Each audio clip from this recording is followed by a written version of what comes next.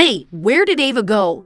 I kicked her out 4 hours ago because she wouldn't listen. What? What are you talking about? I had a million things to say to my husband, David, but this was not the time. Frantically, I dashed out into the swirling snow, searching everywhere for our daughter, but she was nowhere to be found. Ava, where are you? My name is Jennifer. I live with my husband, David, and our daughter, Ava. David and I met in a college club. He's a bit of a charmer and can be self-centered at times, but when it matters, he knows how to consider others. That's what drew me to him. After 5 years together, we got married. David wanted me to be a stay-at-home mom, so I quit my job. A year later, we were blessed with Ava. When Ava was born, David was completely smitten. He was always by her side, which was helpful but sometimes a hassle. Even during breastfeeding, he would come home from work and pick her up, often waking her up. When I confronted him about it, he snapped at me, so I stopped commenting on his parenting. I didn't want to fight in front of our child. 2 years passed. As Ava grew and began to talk, she started expressing her own will more, often rebelling. Witnessing Ava's growth brought joy to my heart. Yet it appeared that David harbored different sentiments. As Ava ventured into the terrible twos, David's irritation escalated when things didn't align with his expectations, leading him to gradually withdraw his attention from her. Furthermore, his tendency to raise his voice at her became more frequent. David, could you please help with Ava's bath tonight? I gently suggested, hoping for his cooperation. I don't like Daddy. I want Mom instead. Ava's voice echoed with stubbornness, making her preference clear. Hearing this, David responded with visible annoyance. You hear that? I have no interest in dealing with a child throwing a tantrum in the bath. Please, don't be so quick to anger. She's just going through a phase. It's not like she means to be difficult. Can't you just make this one exception? I attempted to reason with him, emphasizing the temporary nature of this behavior. But David was unwavering, his frustration palpable. I absolutely hate it. I would never take a bath with this dude, he declared, his temper flaring. David's propensity to react with anger when his expectations are unmet was not something I had expected to impact his relationship with Ava so profoundly. Even before we were married, we clashed over whether I should continue my career, and the argument escalated to shouting, and he wouldn't even talk to me for a while. Since then, I've been cautious not to provoke his anger. However, Ava's case stands distinct. She is navigating a crucial developmental stage, rendering it both impossible and unnecessary to walk on eggshells around David's temper.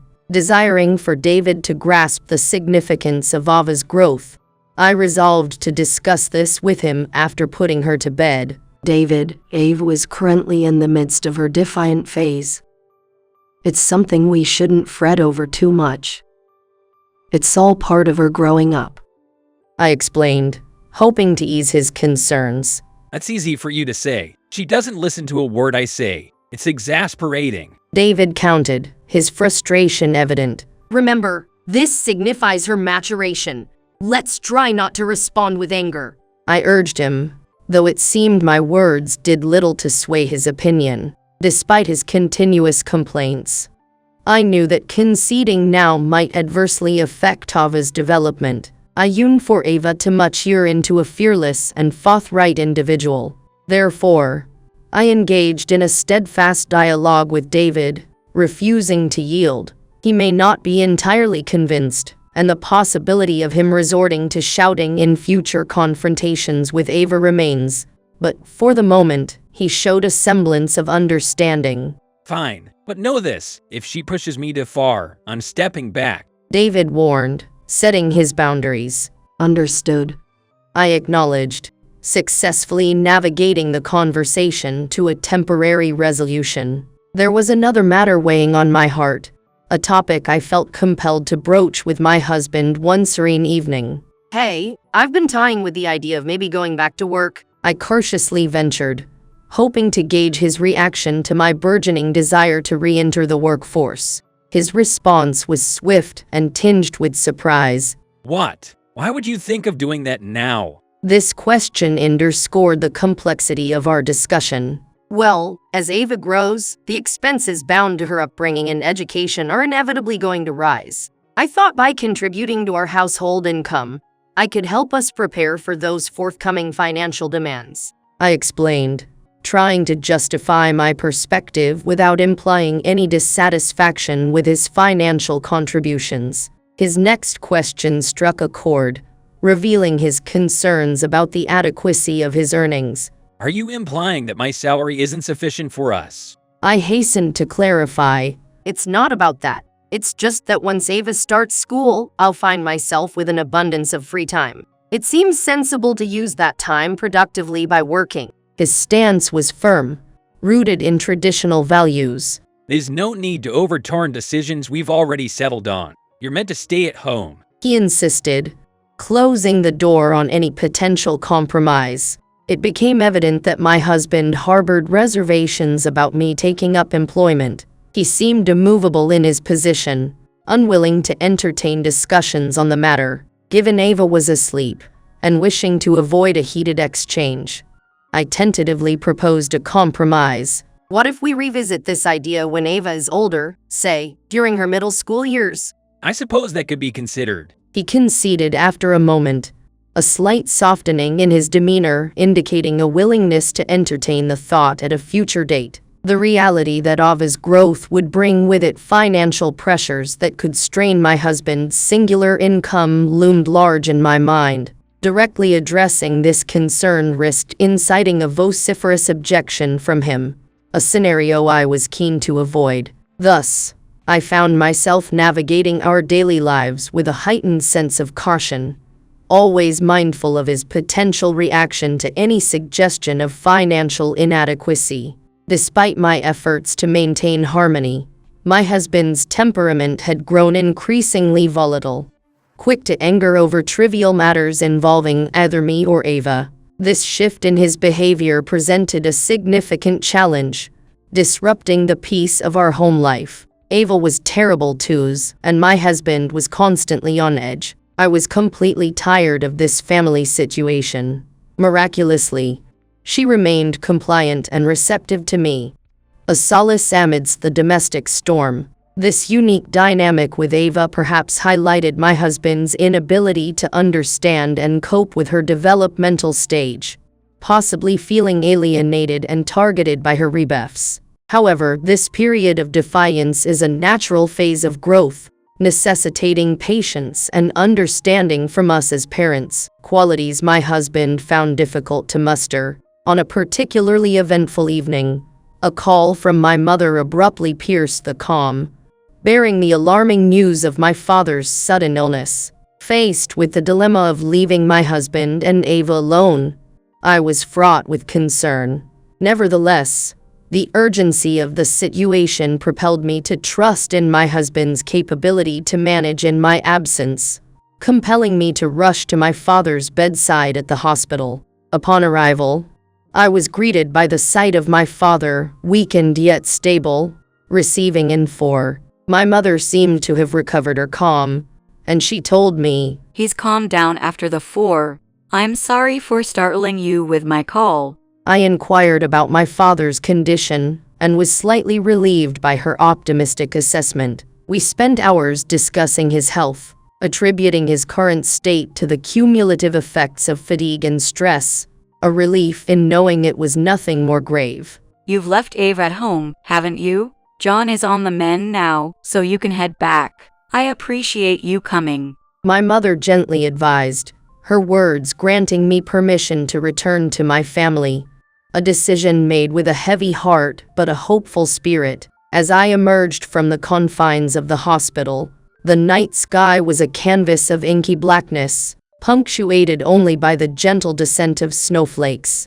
The cold air bit at my skin, a harsh reminder of my oversight in not donning an adequate coat amidst my rush. My car, a haven in the biting cold, beckoned me hurriedly home, where warmth and familial comfort awaited. Upon my arrival, the sight that greeted me was one of solitude, David, my husband, found solace in a glass of spirits, the amber liquid reflecting the dim light of our quiet living room. It was a scene of domestic tranquility, momentarily reassuring me that Ava, our beloved daughter, was safely tucked in bed, her dreams shielded from the world's worries. Eager to dissipate the evening's tension, I shared the news of my father's stable condition, hoping to spark a flicker of relief in David's eyes. Contrary to my expectations, David's demeanor was shrouded in irritability, his responses to my attempts at conversation curt and disinterested. The warmth I sought felt elusive, prompting me to seek out Ava, hoping for solace in her innocent slumber. The empty bed, however, sent a wave of panic coursing through me.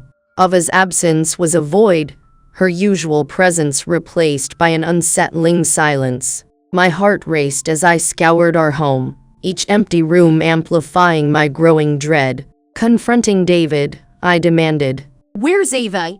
She's not in her room. Oh, that dude. I sent her out 4 hours ago because she wouldn't listen to me. What are you saying? I gasped. When I tried to give her a bath, but Ava was always yelling and screaming, "Mom," and rebelling. Also, when I gave her meals, she would say, "Cut this into small pieces," and she would not eat. I couldn't handle it anymore, so I locked her out of the house. The notion of our 2-year-old daughter, vulnerable and alone in the cold night, was unfathomable. It was clear that dialogue with David would yield no solace, propelling me into the frigid embrace of the night, determined to find Ava. The streets lay under a blanket of snow, their usual familiarity now a labyrinth of shadows and silence. I traced our routine paths.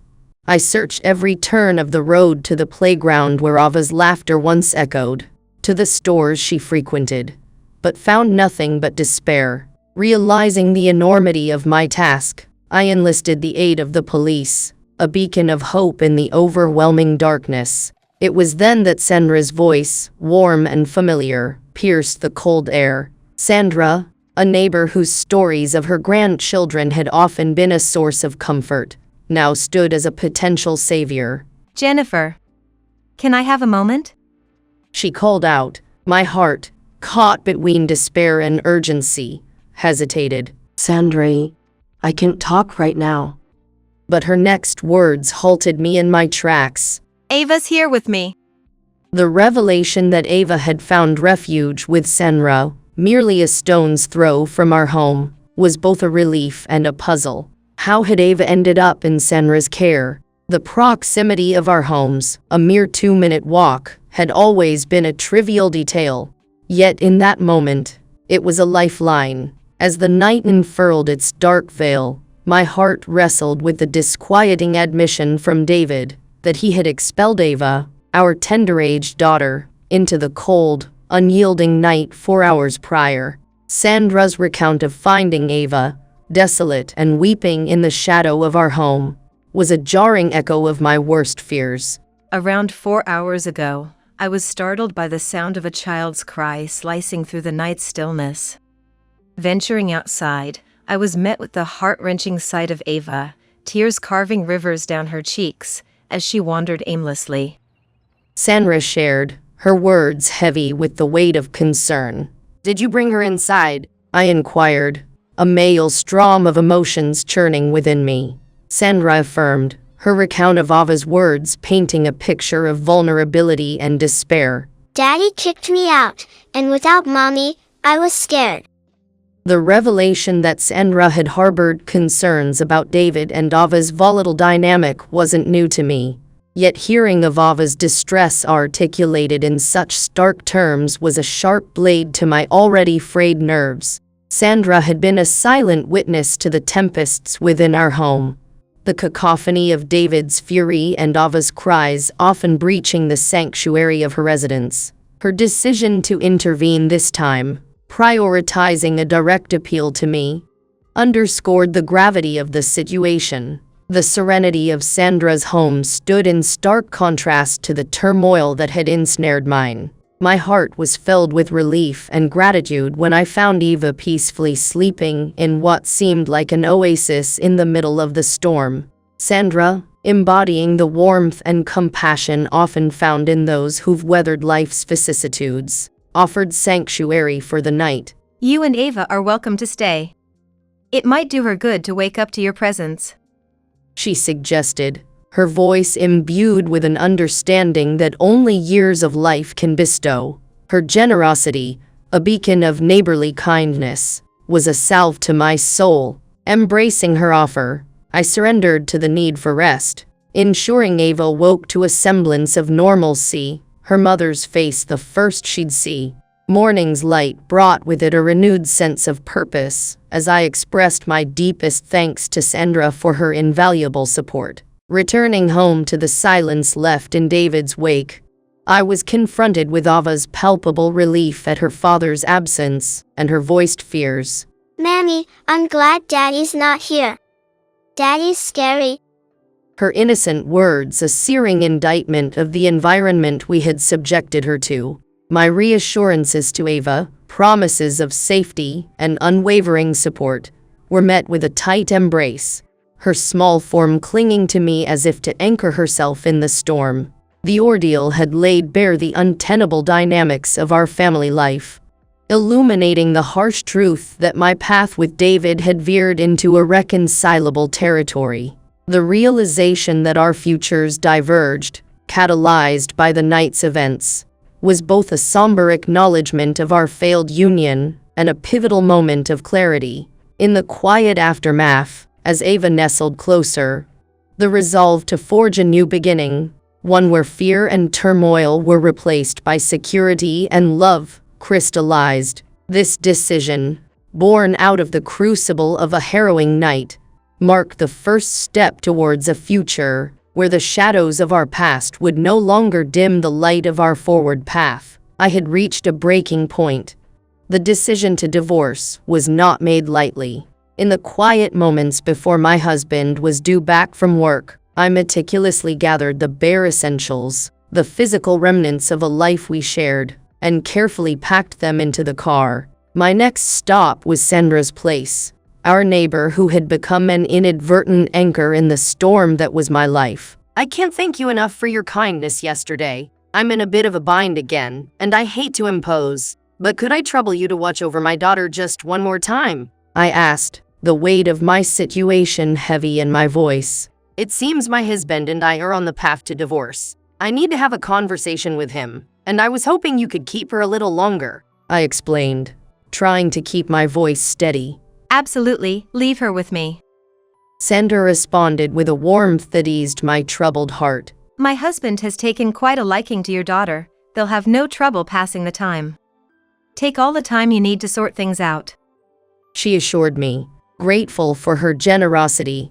I bowed deeply, a gesture of my profound gratitude, and made my way back home, a mix of relief and apprehension in each step. My husband's return was marked by his usual lack of awareness. Oh, you're back. What's the situation with her? She wasn't found, was she? But you being here must mean she was, right?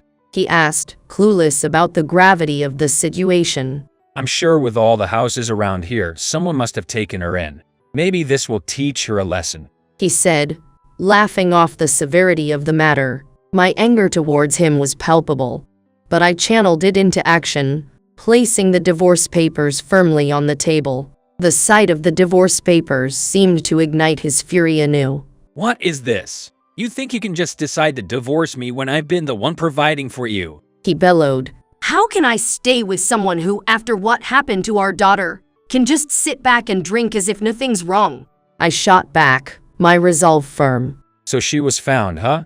As long as she's alive, it's all good. It's part of her learning, he retorted, missing the point entirely. Do you even hear yourself? What you've done is considered abuse, I counted, disbelief coloring my tone. We're only able to have this conversation because she's safe now, but your actions were dangerously close to criminal, I added, hoping to get through to him. You're blowing this way out of proportion. If you hadn't made such a fuss, things might have naturally resolved. Why did you even call the police? He lamented, his annoyance evident. The police came asking questions after you left, and dealing with them was a real inconvenience, he continued, his selfishness on full display. And what exactly did you tell the police? I inquired, dreading the answer. I told them she snuck out while I was in the bath and they bought it. Getting arrested over something like this would have been the worst, He said, laughing it off as if it were a trivial matter. A cold fear washed over me as I realized he was only concerned with himself, his laughter echoing in my mind as a stark reminder of the chasm between us. The trials of parenting through the so-called terrible twos are indeed formidable, and it's entirely understandable to find oneself irked by a spouse's behavior. Yet, such challenges do not erase the fact that the child in question remains a dearly loved one. In spite of this, there was a refusal to seek the truth, resorting instead to deceiving the diligent officers embarked on her search, showing a complete lack of initiative in the endeavor. I'm sorry. I truly can no longer endure this life with you. Ava and I will carve out our path separately. To continue alongside someone like you would only doom Ava to a life shadowed by fear, an outcome I find intolerable. Perhaps it was my unmistakable fury that pierced through, prompting my husband to finally adopt a demeanor of seriousness. I acknowledge my mistake this time. Is an apology what you're after? I assure you, there won't be a repeat. Please find it in you to forgive me. Without employment, you'd surely face hardships without me, wouldn't you? Raising Ava on your own is an impossibility. There's a rationale behind my encouragement for you to remain a homemaker. And what might that rationale be? Should you, driven by caprice, voice a desire for divorce, the financial realities would render it impractical. Given my ineptitude in domestic affairs and the societal judgment we'd face, you wouldn't genuinely wish for a divorce, correct? His profound selfishness was glaringly evident. He lived solely for his own benefit, feigning a concern for others, whereas, in reality, his motives were entirely self-serving, utilizing this feigned concern as a shield for his own interests. My disillusionment was complete. Kindly sign the divorce papers. Should you opt against it, I will be compelled to bring yesterday's incident to the police's attention. Would you truly go as far as to report your own husband to the authorities? I'm opting against divorce for your sake, understand? It is precisely for my own sake and Ava's that I seek this divorce. Sign it now, lest. At this juncture, I reached for my smartphone. Feigning a call, my husband, seized by urgency, hastily grabbed a pen and affixed his signature. Henceforth, our communications shall be conducted through legal counsel. Anticipate a claim for child support. Understood. With the divorce documents in hand, I departed from our shared residence, officially concluding our marriage. In the aftermath of our separation, my husband stumbled through the unfamiliar territory of household management, his life veering far from the smooth sailing he had envisioned.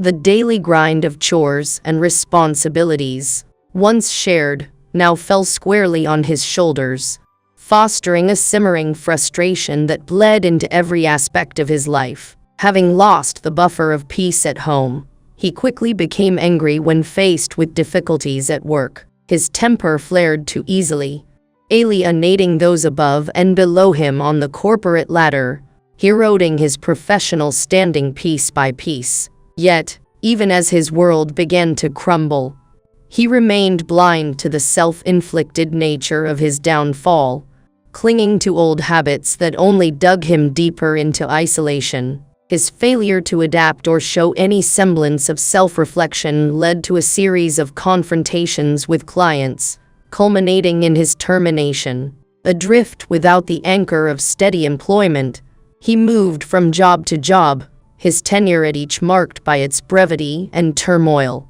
This pattern of instability eventually took its toll, not just on his career but on his mental well-being, driving him to a state that necessitated medical intervention. It's a poignant reminder of life's inherent unpredictability.